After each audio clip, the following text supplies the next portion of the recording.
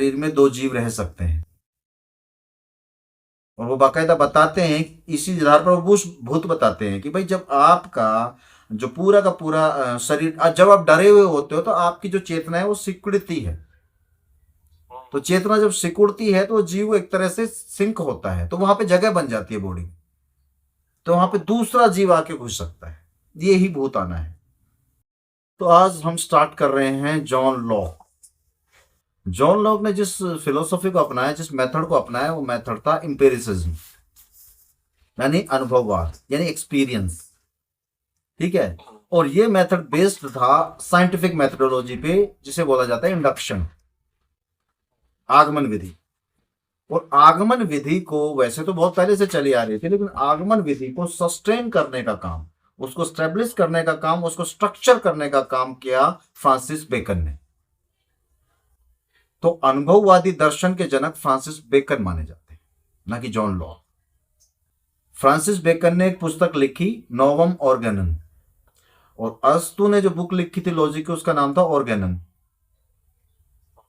वो बुक जो थी डिडक्टिव लॉजिक की बुक थी, और ये बुक इंडक्टिव लॉजिक की बुक है। जो मिल ने अपने 5 मेथड दिए, बाद में पढ़ा हुआ ना मिल के 5 मेथड लॉजिक में, वो मेथड का सारा जो सीड्स हैं, सारी की सारी एक्सप्लेनेशन है, सब कुछ इसी बुक में है। मिल उसको डिराइव करता है, बिल्कुल सस्टेन करके प्रेजेंट कर देता है 5 में। तो novum organon was the book for the inductive logic.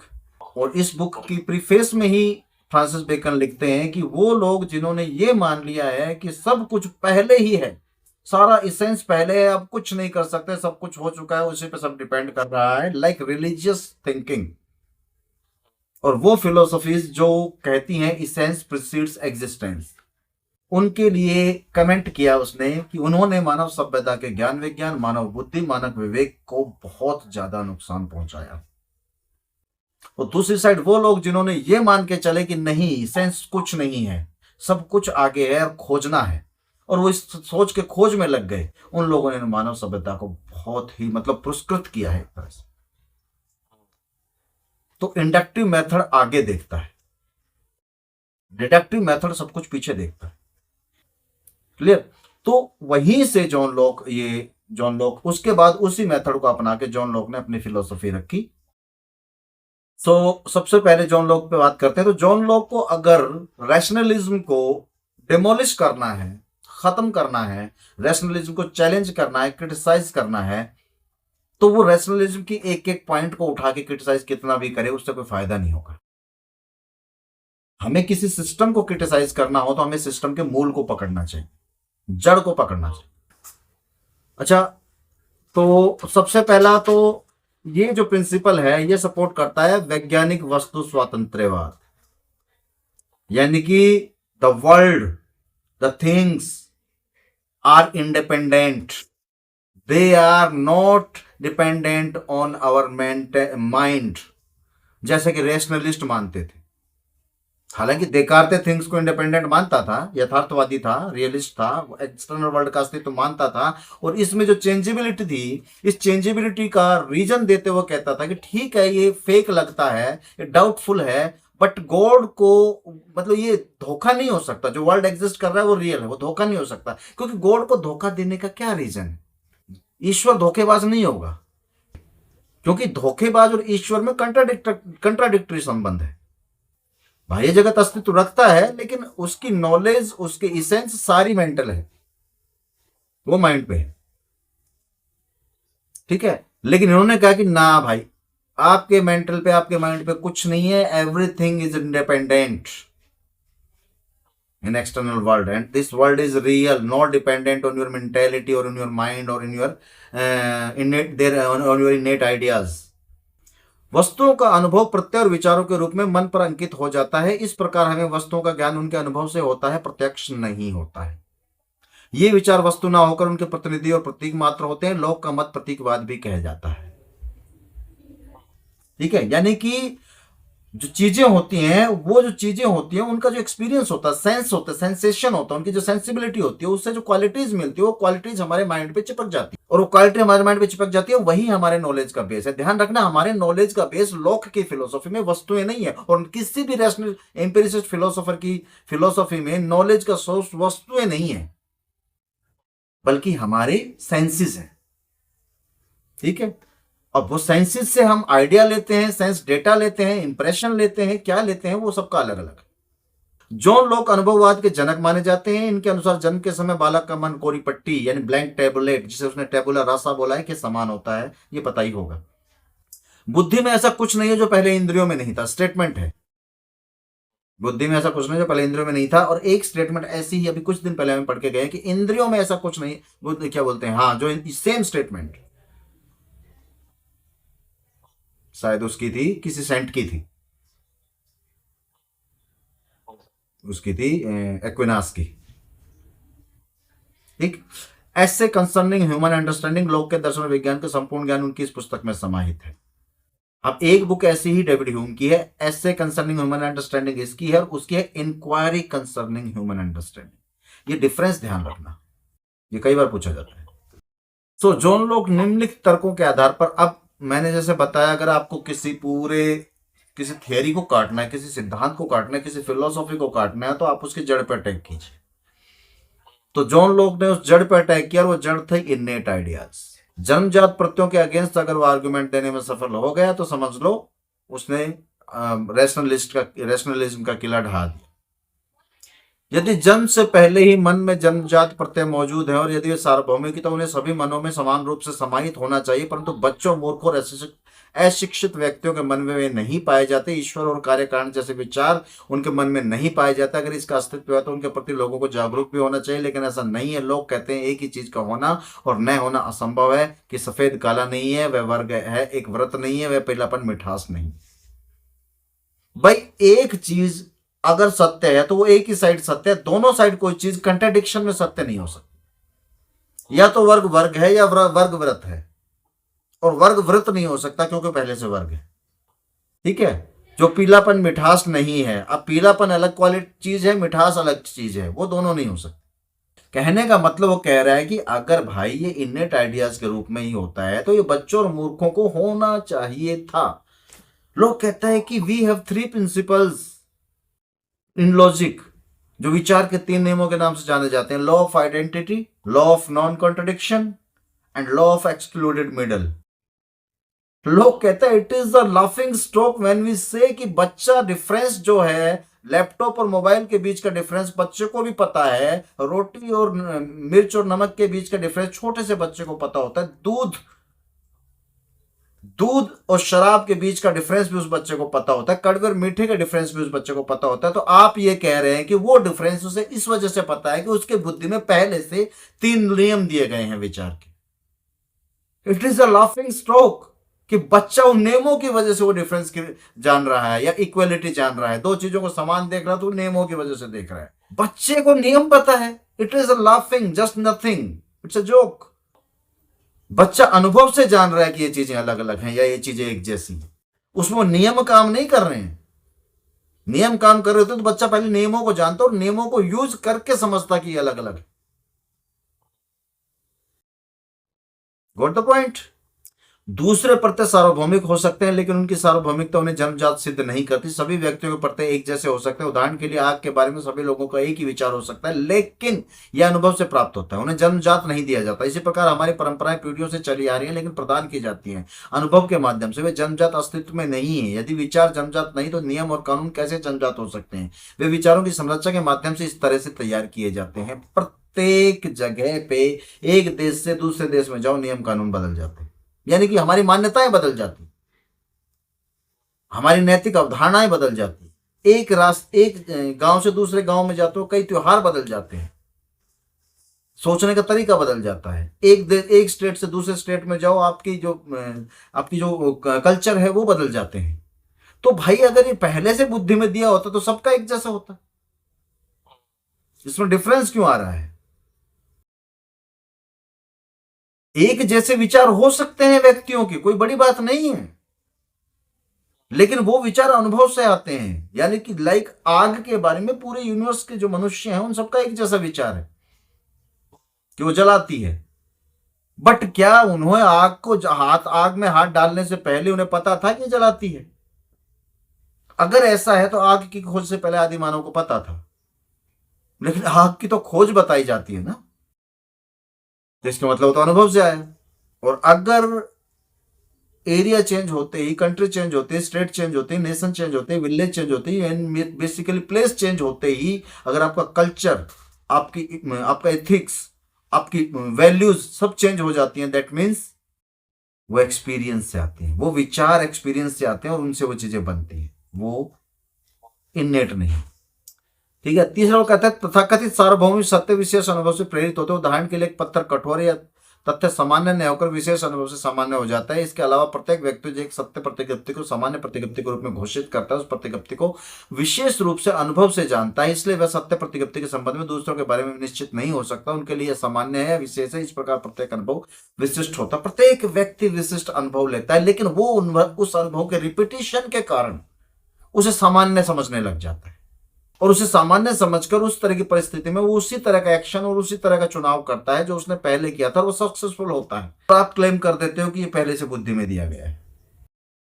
तो कहता है कि जितना भी आप सामान्य समझते हो आप अनुभव से बार बार रिपीटिशन। अब वो सामान्य बनता कैसे है वो लोक की एपिस्टोमोलॉजी में है, जिस पे अभी हम चर्चा करेंगे। चौथा पॉइंट वो कहते हैं लोक के अनुसार यदि सभी विचार जन्मजात हो तो शिक्षा, अध्यापन और सीखना असंभव होगा। यदि सब कुछ पहले से ज्ञात हो तो कोई क्यों सिखा सकता है? गणित के विचार शिक्षण और सीखने के माध्यम से सिखाए और सीखे जाते हैं, वे हमें जन्मजात नहीं दिए जाते। कहने का मतलब ये है कि भाई अगर सब कुछ जन्मजात है तो लिखाने पढ़ाने की आवश्यकता क्या है?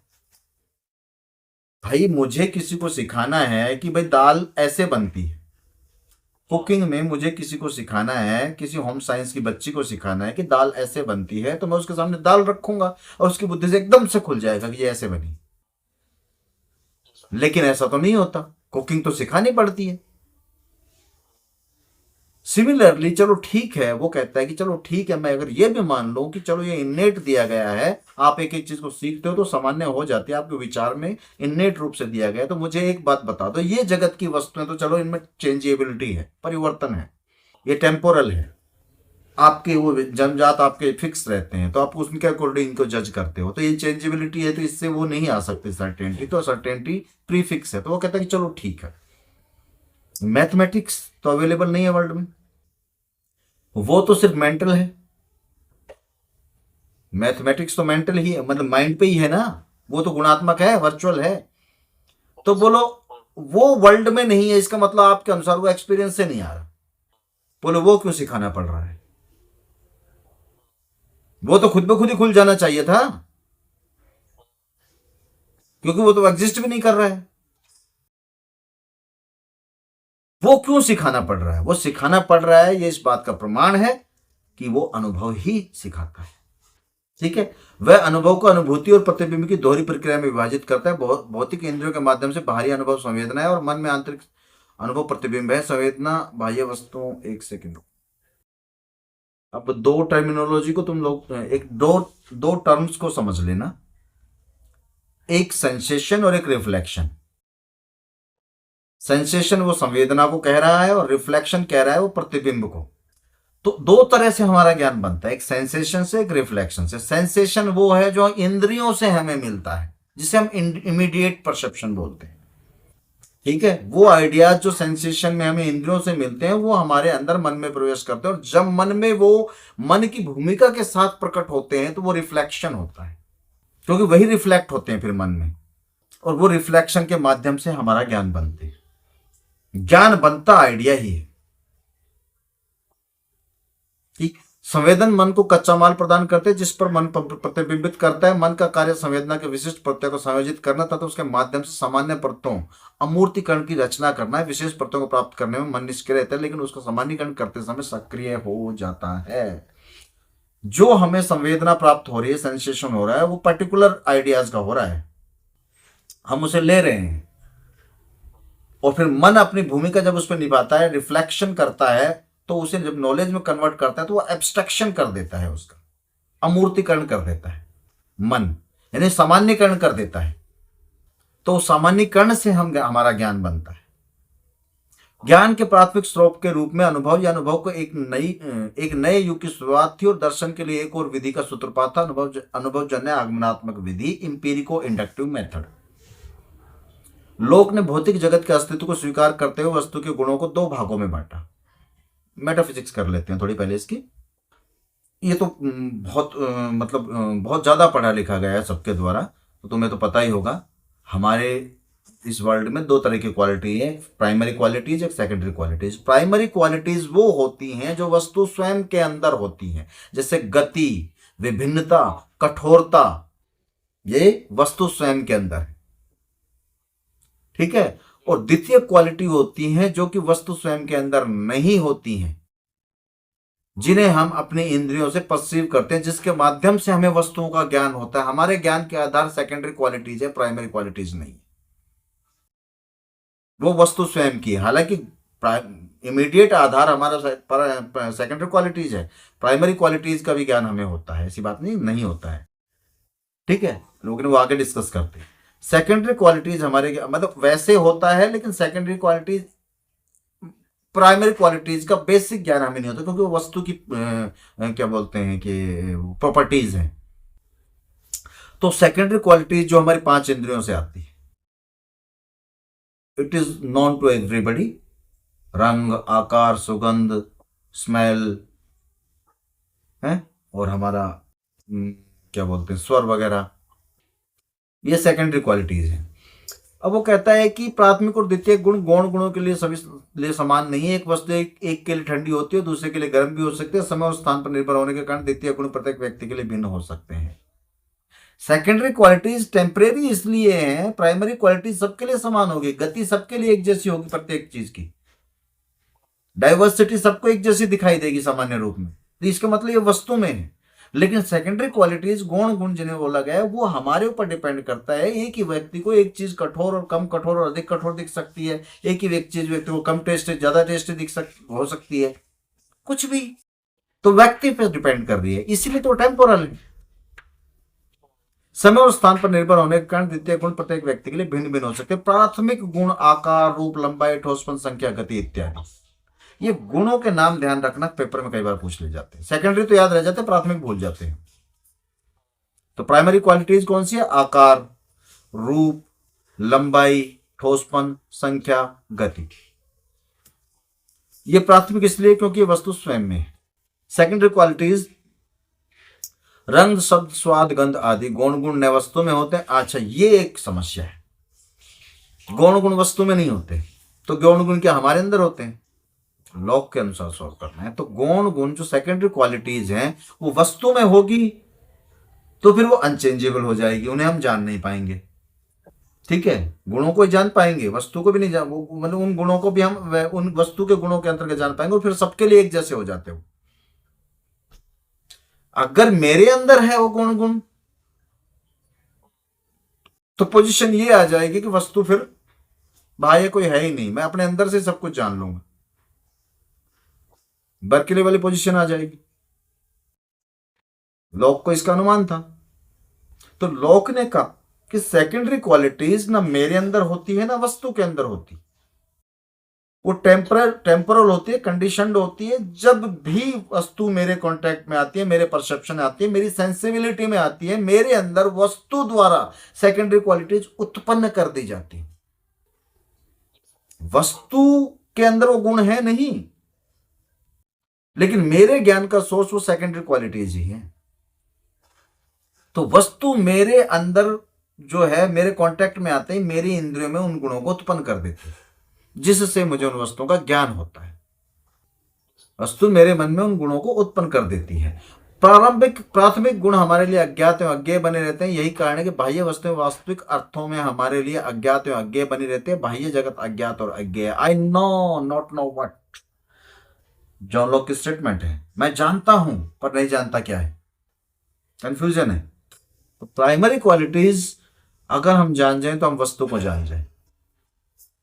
लोक ने बाह्य वस्तु के अस्तित्व को स्वीकार कर जगत को दो भागों में बांट दिया, प्राथमिक गुणों का जगत जो बाहरी है और गौण गुणों का जगत जो आंतरिक है। डिवीजन, एक खाई उसने खोद दी। बात आगे बढ़ती है, इसके अतिरिक्त उन्होंने ईश्वर और आत्मा के अस्तित्व को भी स्वीकार कर लिया।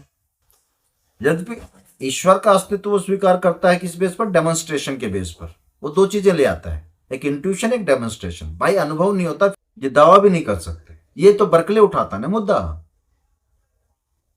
बर्कले उसी पे तो अपनी फिलोसफी स्टैब्लिश करता है। ठीक, वो कहता है कि ईश्वर और आत्मा के अस्तित्व को भी स्वीकार किया।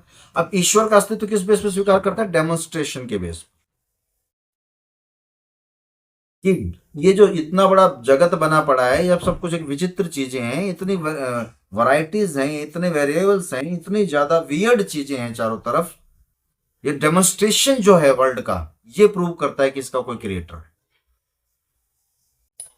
इस बेस पे वो गॉड का अस्तित्व मानता है,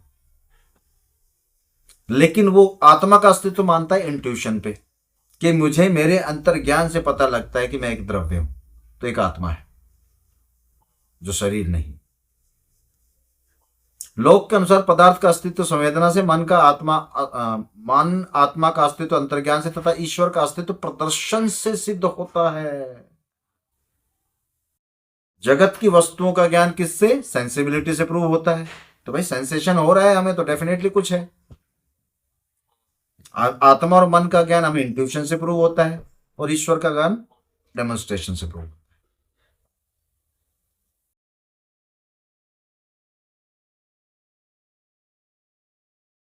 नहीं, वेस्टर्न फिलोसफी में जब तक कांट रहेगा तब तक, कांट से पहले तक मन और आत्मा एक ही है।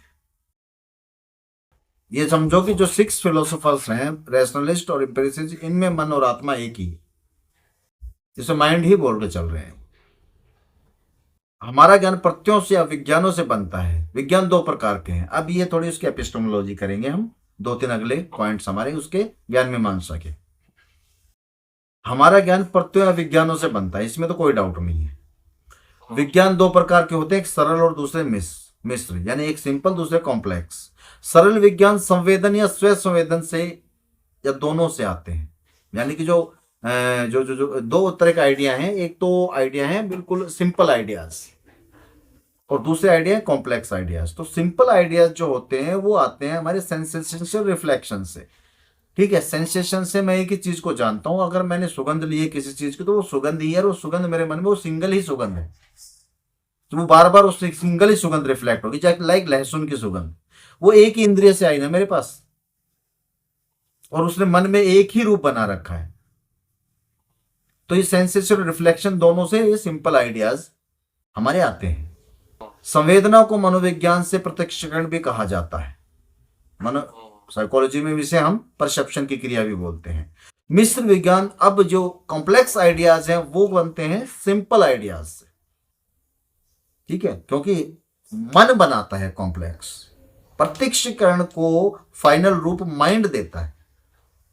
प्रत्यक्षीकरण प्रोसेस ऑफ परसेप्शन, सेंसिबिलिटी बोल सकते हो।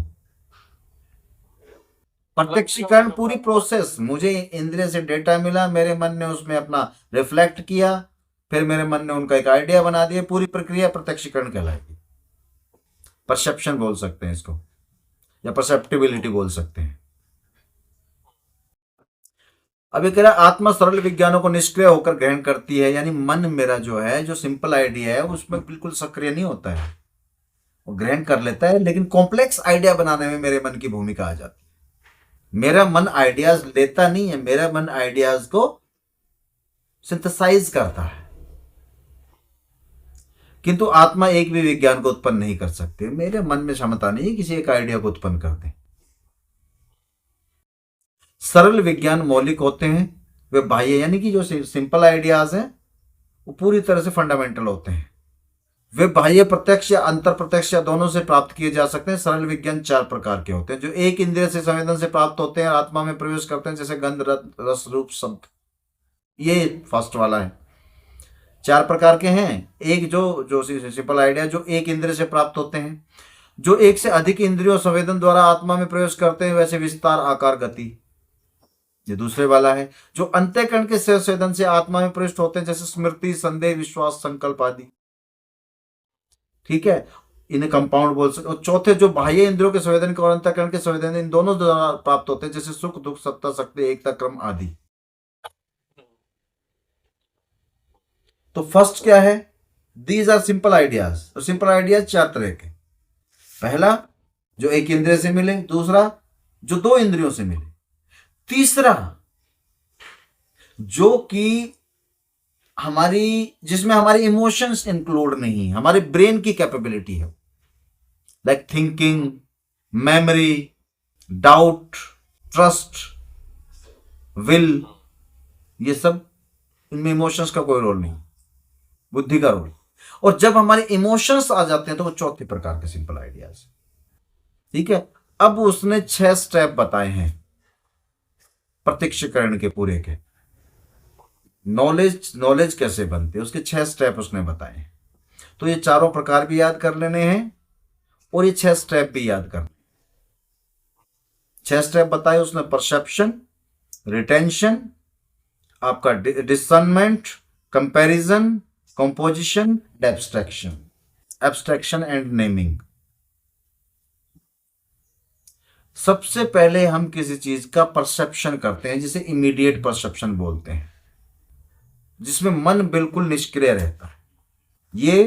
ये प्रत्यक्षीकरण से, जो परसेप्शन से जो हमें मिलता है, वो सरल विज्ञान मिलते हैं, सिंपल आइडियाज मिलते हैं। फिर रिटेंशन होता है। रिटेंशन का मतलब होता है धारण करना। अगर मेरे मन में धारण करने की क्षमता नहीं है, उसको जो मैंने परसीव किया है उसको अगर धारण करने की क्षमता नहीं है, तो कल उसी चीज को जानने के लिए मुझे फिर से परसीव करना पड़ेगा, क्योंकि मेरे मन में नहीं रही। तो वह जो भी चीज देखता है, मेरा मन उसे धारण कर लेता है, रिटेंशन कर लेता है।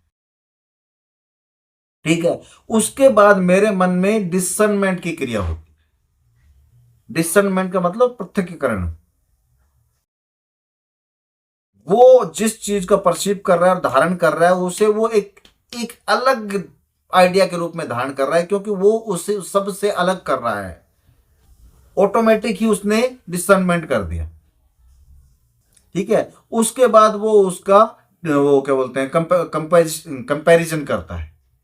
मतलब उसने डिसर्न कर दिया, डिसर्न करने के साथ साथ कंपैरिजन की क्रिया होती है कि डिसर्न तो हो गया, सबसे अलग तो है, लेकिन फिर भी किसके समतुल्य है। लाइक मैंने भैंस देखी, और भैंस देखने के बाद मेरे मन ने धारण कर लिया भैंस का आइडिया, और फिर मैंने उसको डिसर्न कर लिया दूसरे जीवों से, और फिर मैंने गाय देखी।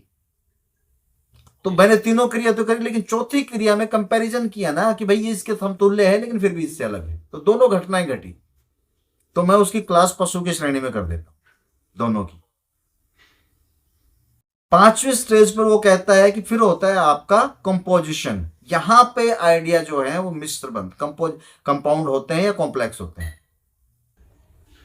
फिर मैं इन सबको मिलाता हूं, क्योंकि बिना मिलाए नॉलेज नहीं बनती।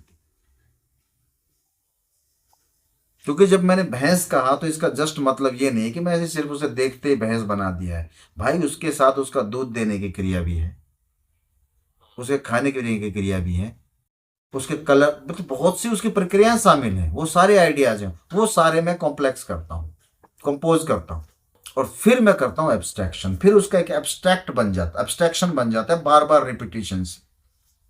मेरा मन उससे फिर एक अमूर्तीकरण कर देता है। फिर एक भैंस की छवि मेरे दिमाग में बन गई, जिसे मैं एब्स्ट्रैक्शन करके एक नाम दे देता हूं, दैट इज बफेलो। ये है मेरा ज्ञान। ठीक, सामान्यकरण और नामकरण आत्मा की क्रिया है, यह मनुष्य की ही विशेषता है। इसी कारण पशु में और मनुष्य में भेद है। पशु सामान्य की कल्पना नहीं कर सकता, सामान्य की कल्पना के कारण नामकरण संभव होता है, इसके कारण भाषा का आविष्कार होता है। सारा कुछ एब्स्ट्रैक्शन के कारण होता है।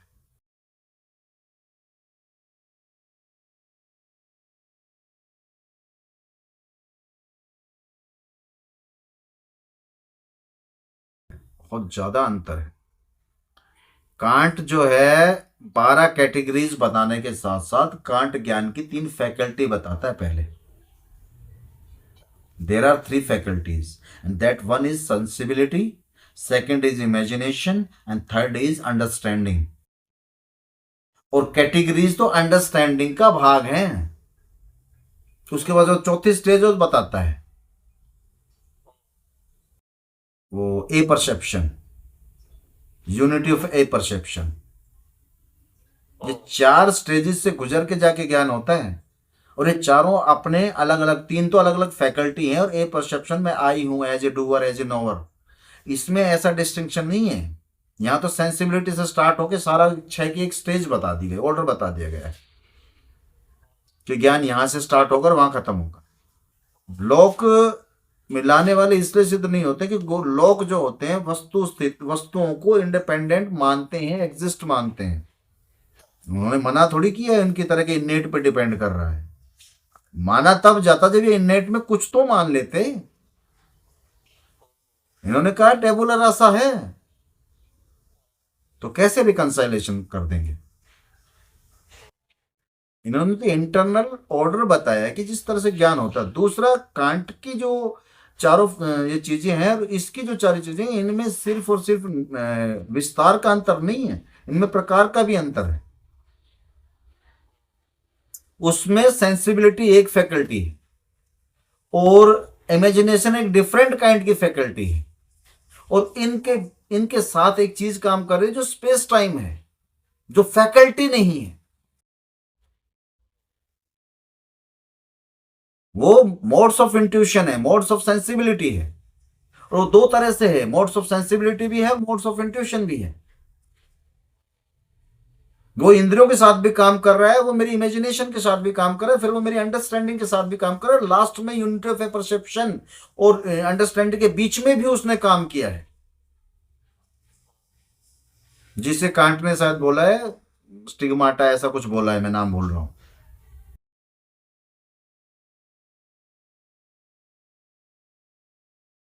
पहला कार्य सेंसिबिलिटी कर रही है, दूसरा कार्य सेंसिबिलिटी कर रही है।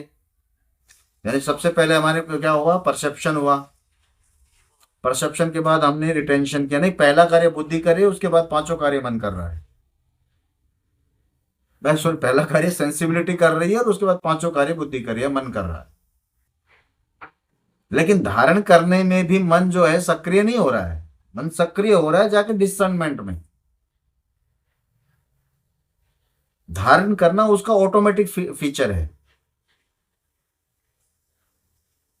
कार्य थर्ड स्टेज पे आके कर रहा है ना, जब आइडियाज को मिक्स करने का काम कर रहा है। तो कहने का मतलब यहां पे फैकल्टी 2 ही रह गई, एक सेंसिबिलिटी और दूसरी अपना माइंड। कांट में अंडरस्टैंडिंग के अंतर्गत 12 कैटेगरी हैं, तो कैटेगरी तो एकदम अलग हो गई। उससे पहले 2 फैकल्टी, एक मोड्स ऑफ इंट्यूशन आ गया और फिर एक ए परसेप्शन और है। तो वहां ज्ञान की प्रक्रिया बहुत साइकोलॉजिकल लेवल पे चलती है और उसमें बहुत ज्यादा क्लैरिफिकेशन है। तो मिश्र विज्ञान 3 प्रकार के होते हैं, पर्याय या प्रकार, मोड, सब्सटेंस और रिलेशन, इससे बनते हैं तीनों। पर्याय वे मिश्र विज्ञान है जो उन सरल विज्ञानों से बनते हैं जिनकी स्वतंत्र सत्ता नहीं होती, अपनी सत्ता के लिए द्रव्य पर निर्भर रहते हैं। पर्याय भी 2 प्रकार के होते हैं, सरल और मिश्र। एक प्रकार के सरल विज्ञानों से बने हुए पर्याय सरल होते हैं और विभिन्न प्रकार के सरल विज्ञानों से बने हुए पर्याय मिश्र होते हैं। आकार, स्थान, दूरी, निकटता आदि आकाश के सरल विज्ञानों से बने हुए सरल पर्याय हैं। पल, घंटा, दिन, पक्ष, मास आदि समय के सरल विज्ञानों से बने हुए सरल पर्याय। आकाश का मतलब यहाँ पे स्पेस है, ध्यान रखना। सौंदर्य है, रंग, आकार आदि विभिन्न प्रकार के सरल विज्ञानों से बने हुए मिश्र पर्याय। तो ये मोड्स पे भी ध्यान देता है कि हमारा जो चेंजेबल नेचर है, चेंजेबल वर्ल्ड है, ये मोड्स के कारण है। और ये जो है, जो हमारा कॉम्प्लेक्स आइडियाज बनता है उनमें एक्सप्लोर होते हैं। ठीक है। द्रव्य के विज्ञान वे मिश्र विज्ञान हैं जो उन सरल विज्ञानों से बनते हैं जो स्वतंत्र वस्तुओं का प्रतिनिधित्व करते हैं। आइडियाज 3 हैं, एक तो मोड्स के आइडियाज है, फिर सब्सटेंस के आइडियाज है, फिर रिलेशंस के आइडियाज है। रिलेशंस के आइडियाज से हमारी पूरा इवेंट बनेगा, नॉलेज का पूरा इवेंट रिलेशंस के आइडियाज से बनेगा। ठीक है। मोड्स हमारे वो हैं जिससे हमारा ये गति जो है इस वर्ल्ड में ये जस्टिफाई होती है। फिर सब्सटेंस क्या कह रहे हैं, द्रव्य के विज्ञान वे मिश्र विज्ञान है जो उन सरल विज्ञानों से बनता है जो स्वतंत्र वस्तुओं का प्रतिनिधित्व करते हैं, दैट आर इंडिपेंडेंट, फ्री। वस्तुतः हम द्रव्य को नहीं जान सकते, हम केवल उसके गुणों को जानते हैं। गुणों के कारण हम गुणों के आधार पर द्रव्य का अनुमान कर लेते हैं। प्रत्यक्ष द्रव्य का नहीं होता, प्रत्यक्ष द्रव्य के गुणों का ही होता है। द्रव्य क्या है वी डोंट नो, लेकिन उसका आइडिया जरूर बन जाता है, और वो बेस्ड होता है हमें क्वालिटी, हमारी क्वालिटीज पर। ठीक है, तो एक तो 6 स्टेप हैं प्रत्यक्षीकरण के, जिसमें एब्स्ट्रैक्शन होता है, और फिर 3 प्रकार के होते हैं हमारे आइडियाज, जो कंपाउंड आइडियाज होते हैं, जो कॉम्प्लेक्स आइडियाज जो होते हैं हमारे। Modes, substance, relation. लोक ने ज्ञान को 3 भागों में विभाजित किया है: अपरोक्ष ज्ञान, परोक्ष ज्ञान और इंद्रिय ज्ञान। अपरोक्ष ज्ञान यानी कि एब्सोल्यूट, वो कह रहा है कि इसमें मन अन्य प्रत्ययों की सहायता लिए बिना प्रत्यक्ष रूप से ही एब्सोल्यूट तो नहीं कहूंगा, अप्रोक्ष का ज्ञान का मतलब होता है वो अपना एब्सोल्यूट ही बोल सकते हैं वैसे, अल्टीमेट एब्सोल्यूट। अप्रोक्ष ज्ञान, इसमें मन अन्य प्रत्ययों की सहायता के लिए बिना प्रत्यक्ष रूप से ही प्रत्ययों में संगति अथवा संगति का प्रत्यक्ष कर लेता है। काले और सफेद वृक्ष और त्रिकोण का अंतर हम स्वयं जान लेते हैं। प्रत्यक्ष तो हो गया, साथ में हमें इसको समझने के लिए किसी किसी अन्य प्रत्यय की सहायता होती नहीं है, प्रत्यक्ष की सहायता होती नहीं है। दो चीजों में डिफरेंस और इक्वेलिटी को समझने के लिए, एक रूपता को समझने के लिए हमें बार बार प्रत्यक्ष करने की आवश्यकता नहीं। काले सफेद का ज्ञान, वृक्ष त्रिकोण का अंतर हम स्वयं जान लेते हैं, हमें दोबारा देखना थोड़ी है काले और सफेद को। ठीक है, दिस इज एब्सोल्यूट। परोक्ष अथवा अनुमानात्मक ज्ञान, this is which comes through inference, जो कि धुंधला हो सकता है, श्योर नहीं होता।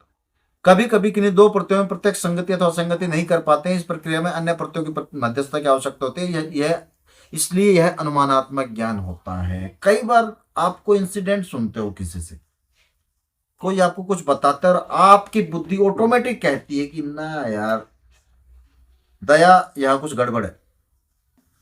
ऑटोमेटिक ही बुद्धि कह देती है। क्यों? क्योंकि जो अप्रोक्स वाली कंडीशन है, जो लॉजिकल तारतम्य था, वो बनी नहीं, तो ऑटोमेटिक कह देगा कुछ गड़बड़ है।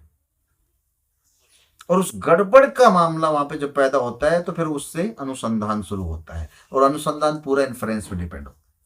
और जैसे वो गड़बड़ खत्म हो जाती है, हमारा मन उसे अप्रोक्स ज्ञान की तरह धारण कर लेता है। कोई मुझसे कहे सफेद रंग का पेड़, तो थोड़ा सा मन में आएगा यार कुछ गड़बड़ है, क्योंकि अप्रोक्स वाली स्थिति नहीं आई। फिर आता है इंद्रिय ज्ञान, इंद्रियों द्वारा प्राप्त बाह्य ज्ञान। ये दोनों तो मन में ही चल रहे हैं, ये बाहर से सीधा डायरेक्ट मिलता है, जो डेली रूटीन का ज्ञान है, जिसे हम टेम्परेरी ही मान के चलते हैं। जगत प्रक्रिया के मूल 2 द्रव्य हैं, मानसिक और भौतिक। मानसिक द्रव्य ज्ञात और भौतिक द्रव्य ज्ञेय है। द जो बाहर का जो बाह्य जगत है, जड़ जगत है, that is physical and that is object for us. मेरा जो इंटरनल मैं खुद हूं, I am the knower and I am the subject.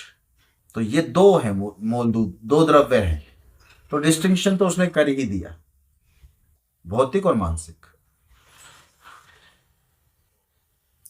ज्ञान की समस्त यथार्थता और प्रमाणिकता अप्रोक्ष ज्ञान पर निर्भर है, ध्यान रखना। डेफिनेशन दी थी लोक ने नॉलेज की। Knowledge means to say certain knowledge. If there is no certainty, that can not be said knowledge. निश्चितता ही ज्ञान है। अगर किसी ज्ञान में निश्चितता नहीं है तो ज्ञान ही नहीं। तो वही है, ज्ञान की समस्त यथार्थता और प्रमाणिकता अपरोक्ष ज्ञान पर निर्भर है, एब्सोल्यूट पर ही डिपेंड है।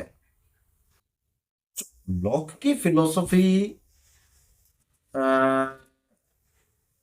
रिलेटिवली एक तरह से पूरी की पूरी हमें बाह्य जगत में हमें मतलब कल्पना से उठा के, कल्पना से खींच के जमीन पे पटकती। कल तक हम उनको पढ़ रहे थे, सुबह आज प्रारंभ में भी हमने लाइब्निज का डिस्कशन किया, हम हवा में थे, लेकिन लोक पूरा पढ़ गए हम। इतनी देर पूरा जमीन पर ही रहे, हवा में नहीं गए। तो रियलाइज होना चाहिए बुद्धिवाद का और अनुभववाद का अंतर। ये अनुभववाद क्यों है, वो बुद्धिवाद क्यों।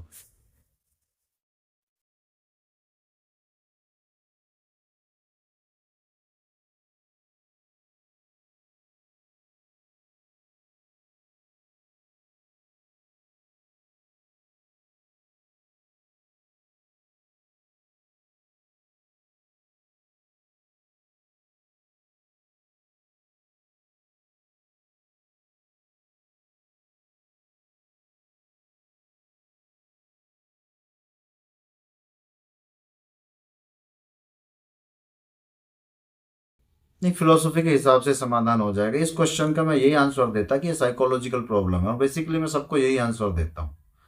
बट तुम्हारे जो क्वेश्चन तुमने जो पूछा है, जिस तरह से तुमने पूछा है, उस तरह से तुमने जो क्वेश्चंस को क्लेरिफाई किया, उससे है कि भाई तुम्हारा क्वेश्चन उस वैसा नहीं है जैसा सब पूछते हैं। You just want to know something else, क्योंकि तुम्हारा वो तो डेफिनेटली क्लियर ही है जब तुम कह रहे हो कि साइकोलॉजिकल तो नहीं हो सकती, तो तुम्हें वो थोड़ा सा क्लेरिफिकेशन ऑलरेडी तुम्हारे माइंड में है। So we discuss it. जब हम सब्सटेंस की बात करते हैं, जब हम पदार्थ की बात करते हैं, जब हम द्रव्य की बात करते हैं, जब हम वस्तु के स्वरूप की बात करते हैं, रियलिटी के स्वरूप की बात करते हैं, तो रियलिटी का स्वरूप हम दो तरह से आंकते हैं, एक फिजिकल और एक मेंटल। मेंटल जो स्वरूप है वो फिजिकल में निवास करता है। मेंटल स्वरूप फिजिकल स्वरूप में निवास करता है, और अगर मेंटल स्वरूप सरवाइव कर सकता है बिना फिजिकल के, जिसे महात्मा बुद्ध संस्कार कहते हैं, ठीक है, जिसे बाकी के दर्शनों में भी संस्कार ही बोला गया है, यही अगले जन्म में जाते हैं। तो ये मेंटल स्वरूप आत्मा हो इस बात की कोई गारंटी नहीं दे सकता, लेकिन मेंटल स्वरूप तो है। अगर पुनर्जन्म है और इस जन्म का जो डेटा है, जिसका कि रूप गुणात्मक है, वो गुणात्मक डेटा कहीं तो पहुंचेगा अगर वो एग्जिस्ट करता है, तो वो गुणात्मक डेटा ही आत्मा बोला गया विभिन्न रिलीजनों द्वारा, और वही अगले जन्म में सर्वाइव का कारण बना होगा। ध्यान रखना, महात्मा बुद्ध ने पुनर्जन्म माना पर आत्मा नहीं मानी। It is weird. तो पुनर्जन्म का बेस ये मेंटल डेटा ही तो है, जिसका स्वरूप भौतिक नहीं है।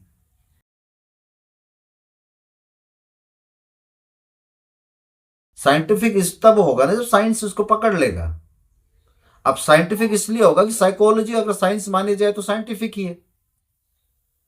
भाई आपकी जो मेंटल प्रॉब्लम है उसके पास रियल में, अब वो विद्या बालन है, उसको जो रियल में अनुभव हो रहा है, मेंटल डेटा का जो अनुभव हो रहा है, जो भी कुछ है, तो इट इज लाइक विटगेनस्टाइन ने एक स्टेटमेंट दी थी, something can be seen and something can be said and something can be shown.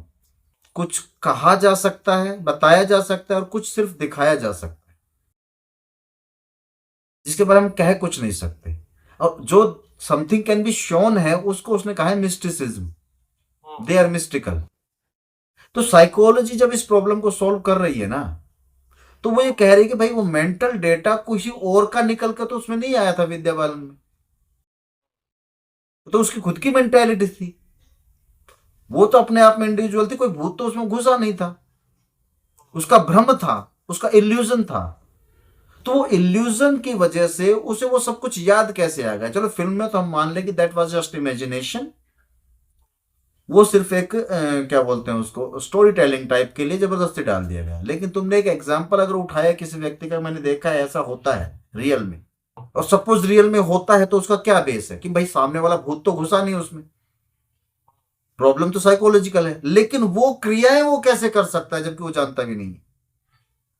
Manjulika की तरह बिहेव क्यों कर रही है विद्या बालन जबकि वो उसे जानती भी नहीं? तो फिल्म में तो बाकायदा बताया गया है, तुमने शायद नोटिस नहीं किया। मंजुलिका के बारे में पूरी स्टडी की हुई है उसने, किताबें पढ़ी हैं। नहीं, बिल्कुल ये होता है, जो जानने वाला नहीं है वो उस तरह का बिहेव कर देता है, जो बिल्कुल भी नहीं जानता, और वो बंदा उसके अंदर आ जाता है, जिसे हम भूत आना कहते हैं। तो इसको मैं ये कहूंगा कि वो तो एक, मैं डिस्टिंक्शन समझाने के लिए उसका जिक्र कर रहा हूं। वहां की स्थिति ये है कि विद्या बालन के अंदर कुछ नहीं आया, उसने डेटा कलेक्ट किया बाहर से, वो रिफ्लेक्ट हुआ, फेक हो गई। सामने वाला जो इस तरह से व्यवहार कर रहा है उसने कोई डेटा कलेक्ट नहीं किया, लेकिन उसके अंदर वो जैसा व्यवहार कर रहा है तो उसके अंदर रियल में किसी और के मेंटल संस्कार घुसे हों, जिसे हम भूत कहते हैं। तो दूसरी पॉसिबिलिटी तो यही है ना, जो कि साइकोलॉजिकली तो नहीं लेकिन फिलोसॉफिकली ही जाएगी।